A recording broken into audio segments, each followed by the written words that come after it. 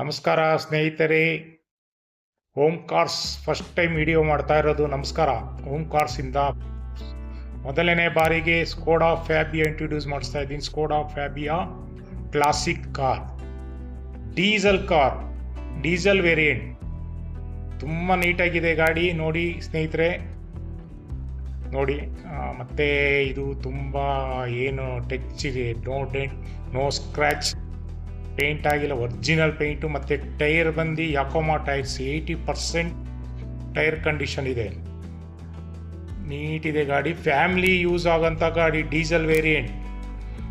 ನಿಮಗೆ ಸರಿಸುಮಾರು 24 ಮೈಲೇಜ್ ಬರ್ತದೆ ಈ car, diesel car. Family use 1+4 5 seater ಗಾಡಿ. ನೀಟಿದೆ, ರೆಡ್ ಕಲರ್ ಗಾಡಿ, ಸ್ಕೋಡಾ ಫ್ಯಾಬಿಯಾ ಕ್ಲಾಸಿಕ್. ನೋಡಿ, ತುಂಬ ನೀಟಾಗಿದೆ ಗಾಡಿ. ಗಾಡೀಲಿ ಏನು ಖರ್ಚಿಲ್ಲ. ಈಗ ಲಾಸ್ಟ್ ವೀಕು ಫ್ರೆಶ್ ಇನ್ಸೂರೆನ್ಸ್ ಕಟ್ಟಿದ್ದೀನಿ. ಮತ್ತು ಇದು ಗಾಡಿ ವೇರಿಯಂಟು ಡಬಲ್ ಏರ್ ಬ್ಯಾಗ್ ಬರುತ್ತೆ.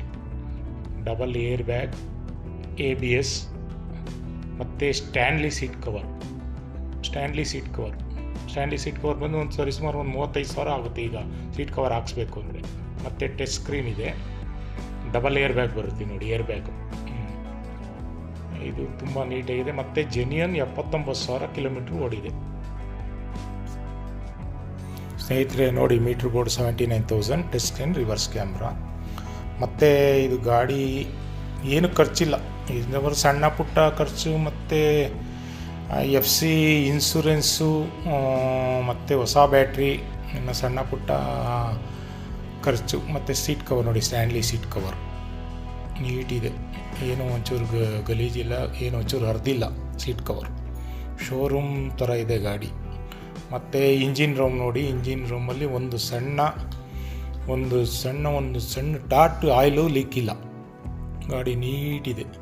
ಶೋರೂಮ್ ಮೇಂಟೈನ್ ಗಾಡಿ. 79,000 ಓಡಿದೆ. ಪಿನ್ ಟು ಪಿನ್ ಶೋರೂಮಲ್ಲೇ ಮೇಂಟೈನ್ ಆಗಿರೋದು.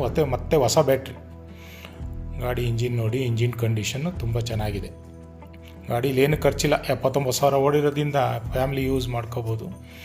ಗಾಡೀಲಿ ಏನು ಖರ್ಚು ಬರೋಲ್ಲ. 10,000ಕ್ಕೆ ಒಂದ್ಸಲಿ ನೀವು ಆಯಿಲ್ ಚೇಂಜ್ ಮಾಡ್ಬೋದು. ನೋಡಿ, ರನ್ನಿಂಗ್ ಕಂಡೀಷನ್ನು ತುಂಬ ಕ್ಲಾಸ್ ಆಗಿದೆ ಗಾಡಿ.